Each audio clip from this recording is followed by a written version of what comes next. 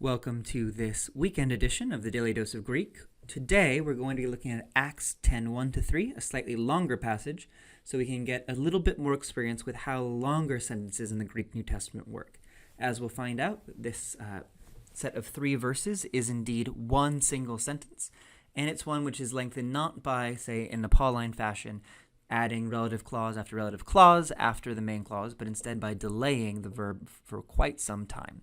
So what we'll see is how Luke does this and how these long sentences in these narrative portions indeed work. But first, to read the passage.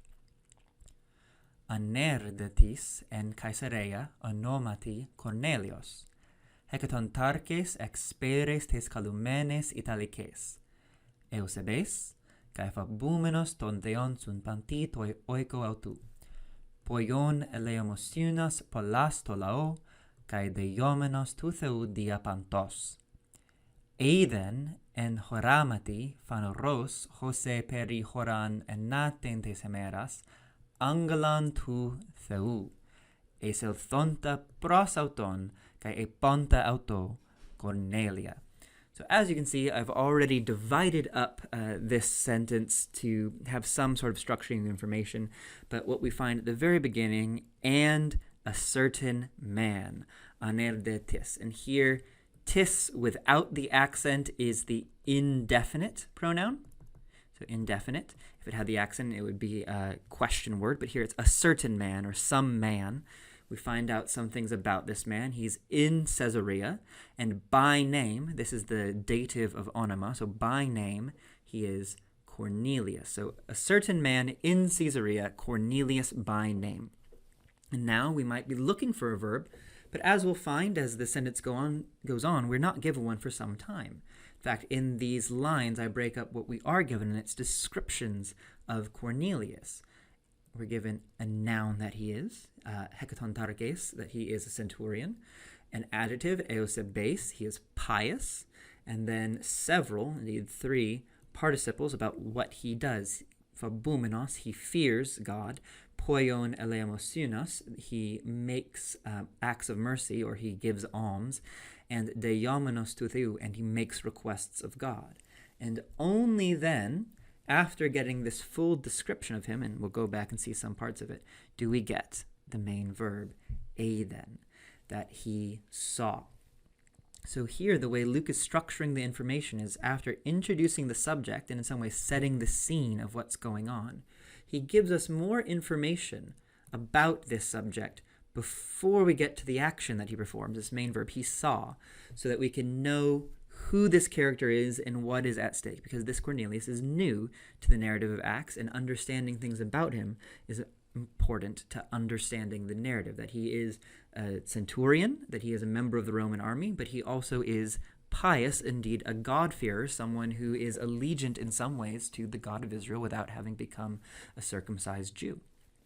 So, to go back through the descriptions, he is hecatontarches, a centurion, a leader of 100, from the cohort, speres, the division, which is called, here we have a participle, it's present, passive, feminine, genitive, singular, modifying speres, so which is called italices, Italian. So he's from the so-called Italian cohort. He is eusebes, godly or pious, and fears God, and who feared God.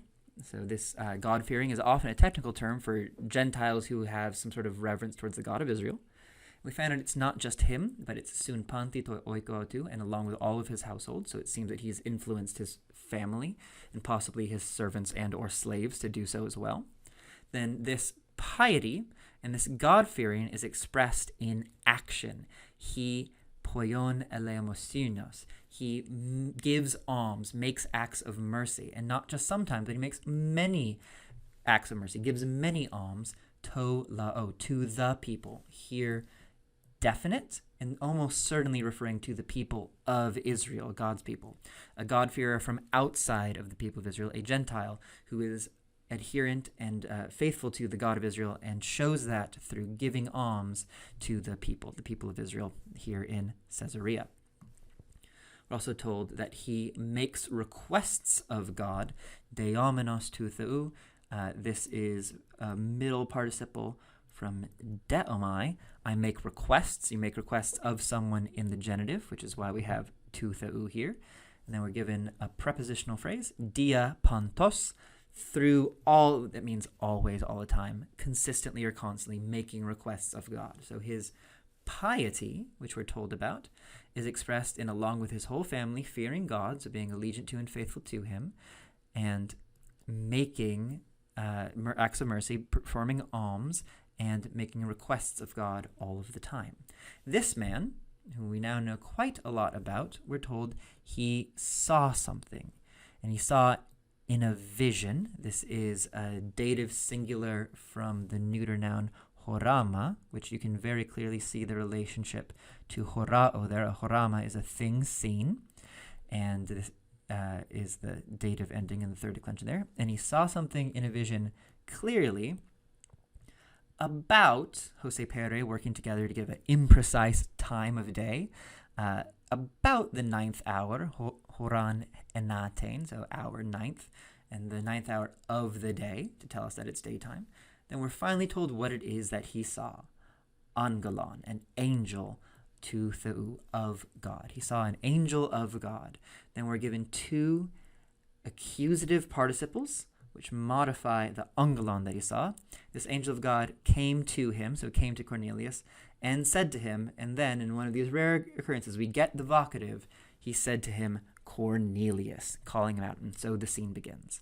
So here we have a long sentence in the book of Acts with quite a bit of contextual information given before we get to the actual main verb of the sentence.